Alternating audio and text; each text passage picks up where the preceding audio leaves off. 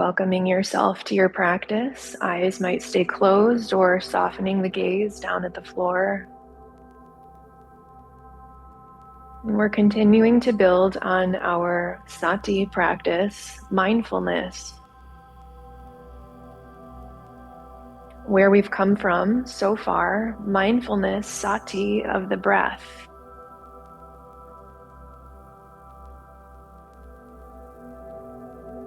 As you breathe in, know you are breathing in. And as you breathe out, know you are breathing out.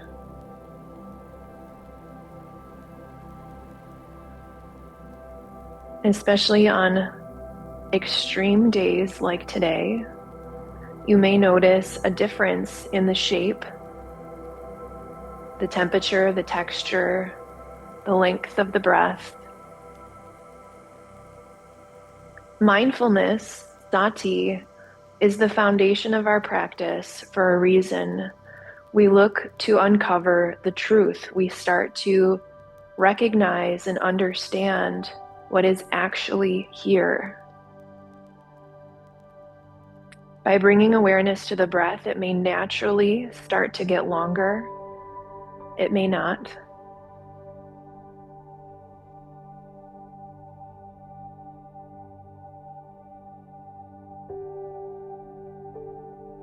We bring awareness to our bodies, noticing the posture that we've chosen this morning, or if you're watching the recording, whatever posture you've taken for this time of day.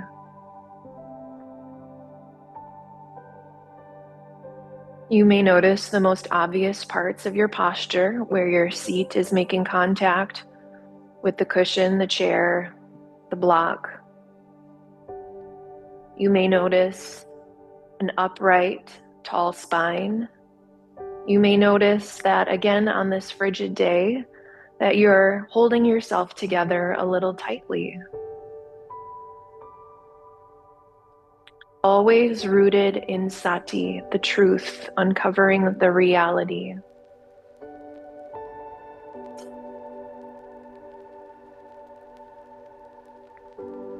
Awareness of consciousness itself. Metta awareness is knowing that we know. That's a rabbit hole you can go down. Be aware of the fact that you have a mind. Be aware of the fact that the mind might be scattered, jumping from thought to thought. It might be peaceful, calm, and spacious.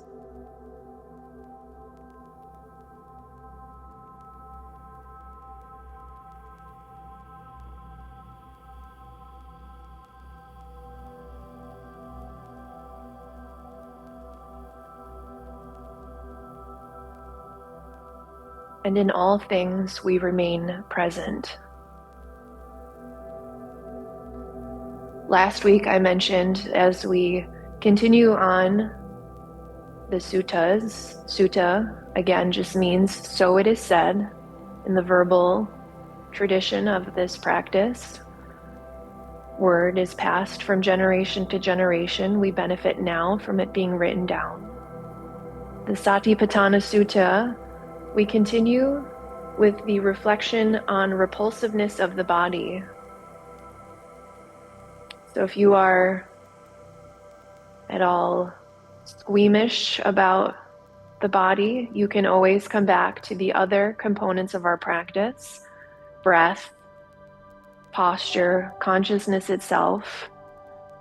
But if you are open to it, exploring parts of the body that might be repulsive, Buddha offered these suggestions and these teachings in a cemetery to the monks that he was teaching.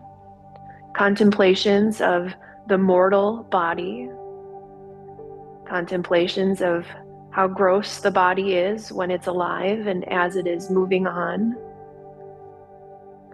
And this is a cure for lust. We will get into the hindrances later on in our practice together. Lust is an extreme form of delusion, lusting towards youth, or sexual fantasy, lusting towards the body looking a certain way, many, many forms of lust.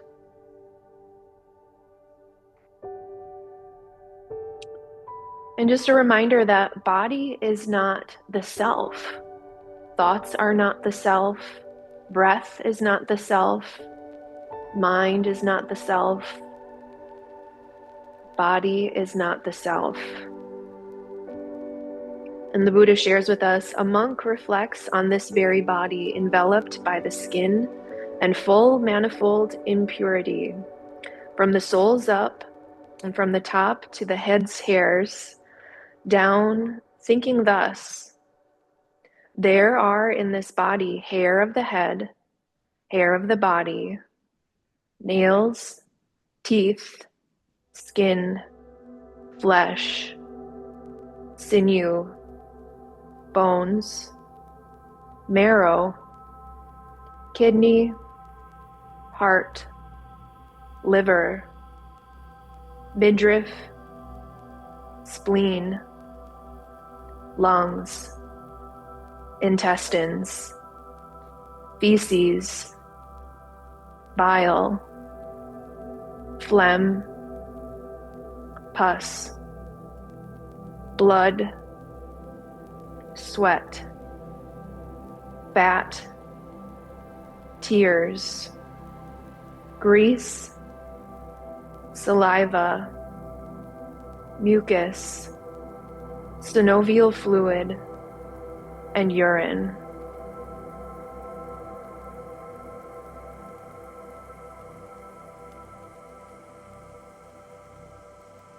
Just so, monks, reflect on this very body enveloped by skin and full of manifold impurity from the soles up and from the top of the head down.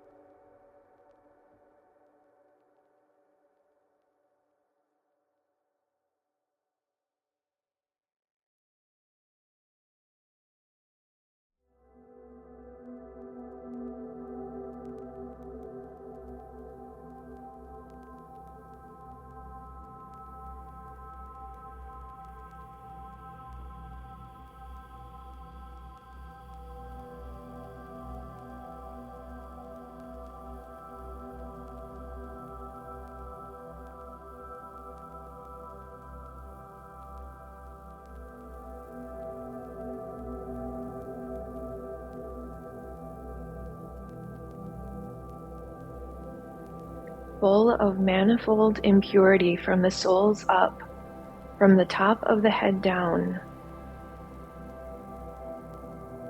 hair of the body, nails, teeth, skin, flesh, sinew, bones, marrow, kidney, heart, liver, midriff, spleen, lungs, intestines, feces, bile, phlegm, pus, blood, sweat, fat, tears, grease, saliva, mucus, synovial fluid, and urine.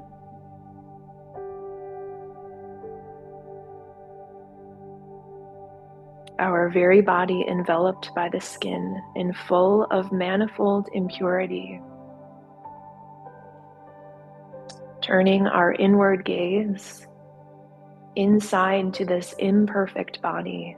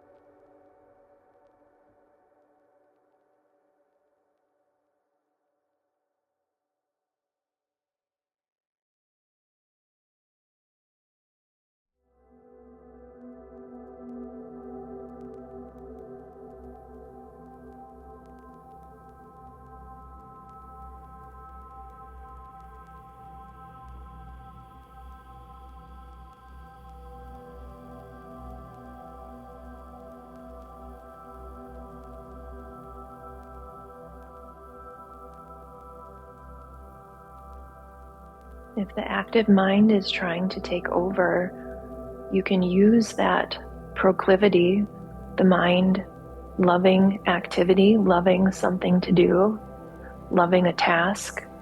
Keep coming back to our object of focus, mindfulness of the repulsiveness of the body. And it can be tricky to hold repulsion with care in the mind and in the heart. Mindfulness uncovers the truth, the reality of what is already here. If disgust arises, if aversion arises, be with that. Be with what is here.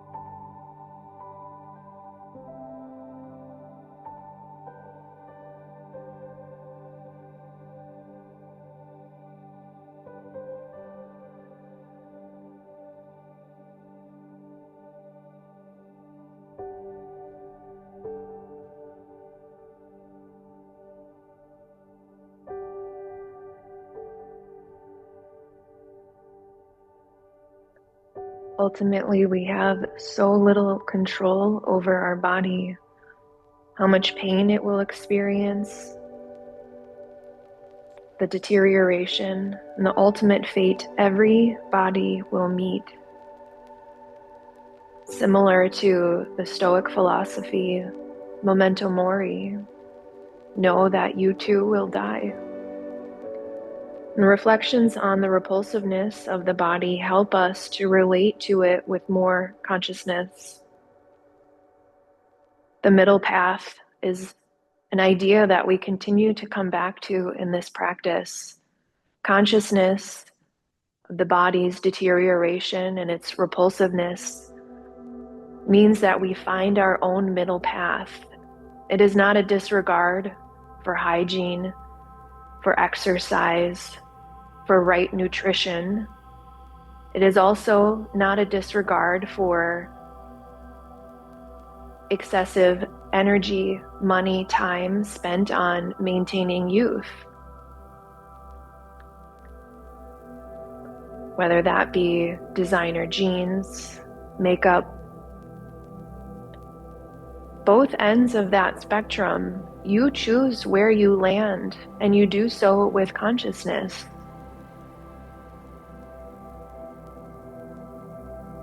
Perhaps you still decide to spend time, energy, money on the body. You do so with mindfulness.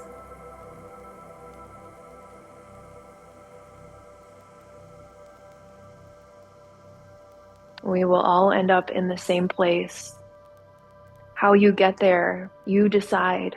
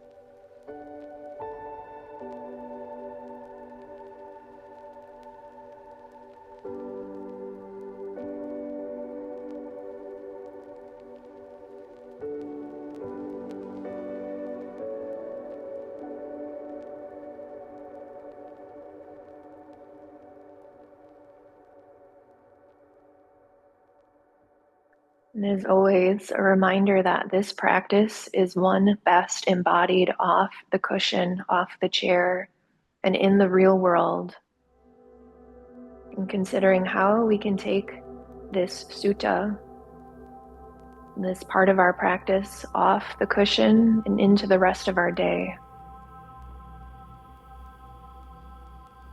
As lustful thoughts start to sneak in, remember the ultimate fate.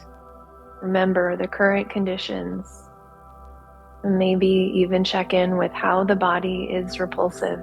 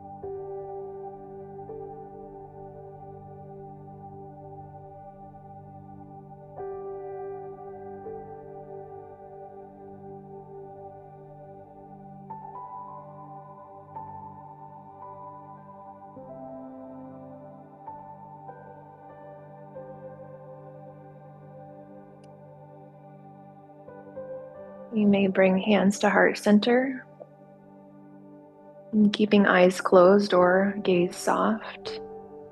When we close our practice here, may the merits of this practice be of benefit to all sentient beings, ourselves included in the circle of compassion. Many thanks for your practice this morning.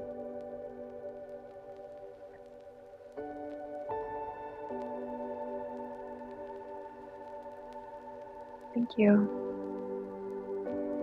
Thank you online.